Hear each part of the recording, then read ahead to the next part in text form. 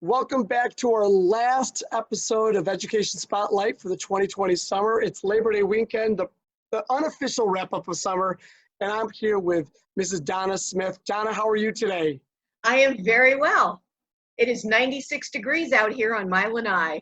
It's hot on the lanai here at the Venice Symphony Beach House. We are sweating, but it feels good to be outside. Donna is a huge part of our education team. She's been a part of the symphony for several years, as well as working at the summer music camp and also starting up our Venice Symphony Youth Orchestra. Before we talk about that, let's talk about you a little bit. Now, violin's your main instrument, is that correct? But do you play other things as well? Yes, I also play viola, piano, and organ, and guitar and bass. That's about it. Things I practice. And you have a very active studio. You're teaching throughout the area. How many students are you working with on either piano or violin or other string instruments right now? I have 20 private students right now. Half are on Zoom, half are in person and distanced. And this has been my summer office out here to teach.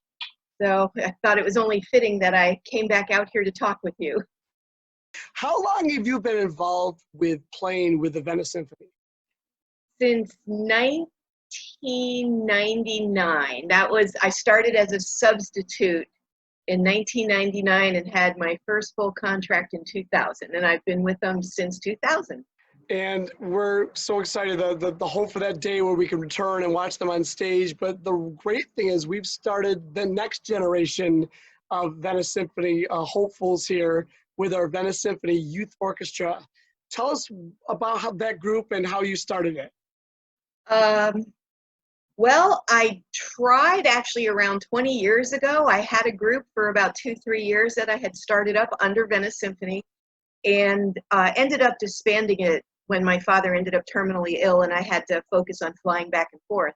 And then in 2012, another Venice Symphony player at the time, Karen Tuttle and I, started putting students together from our music studios, and kids kept asking if they could come, and one thing led to another, where a few years back it was the right time to move it from something ad hoc that Karen and I were doing for fun to supplement for our students into a more formal orchestra that could serve South County and beyond. Since as traffic has picked up, being able to serve this part of our county has become very important for students. We've been really blessed. We've had great musicians and educators like Karen Tuttle and Christopher Riley, who's now at Venice High, and now Nicole Rowley at Sarasota Christian School. Yes. What are these two groups? Are there different levels, or what makes up the youth orchestra? Let me show this again. What makes up the youth orchestra? There are two orchestras. There's an older group that is 8th grade, 9th grade through graduating high school, and then there's a younger group that's 3rd grade through 8th grade. But I also have found that age limits or grades are not necessarily how you divide a group. That's convenient just simply based on dismissals from when kids get out of school. But I'm of the mind in terms of how we group people of what's best for them is students when they're learning string instruments, if they can play a 1-octave scale in some of the simpler keys like G and D and A, then the concert strings orchestra that meets later in the day from 4:30 to 5:30 on a Friday, that's the more appropriate orchestra. If you have a broader range where you can play and shift up and down the instrument, then the more advanced group is going to be more to your liking. But I've also thought in terms of trying to be as flexible as possible. If you have very advanced students, but the schedule doesn't quite work, then you use those students as mentors and leaders and your principal chairs to teach the others. So there's always a way to accommodate students and challenge them. We've had to accommodate, I think, is the biggest thing right now going on through 2020. Our big philosophy has been to adapt and excel. So through all these changes, how are we going to deal with it, but also how can we do amazing things? And I know you've worked really, really hard to create opportunities to keep the music going. Tell us a little bit of how you've adapted to all these changes. Well, after the first few months of COVID, where Zoom lessons were the only option, in chatting with my students, I was seeing a definite, like rock fever, like get me out of here. I'm tired of being at home. And so I polled them, and then I sent out an email to the students that were in last year, and I said, hey, you want to go see if we can get together and play outside? And they were like, yeah, because they were just starved to have companionship. So we tried that once the quarantine was lifted, where we were allowed some mobility.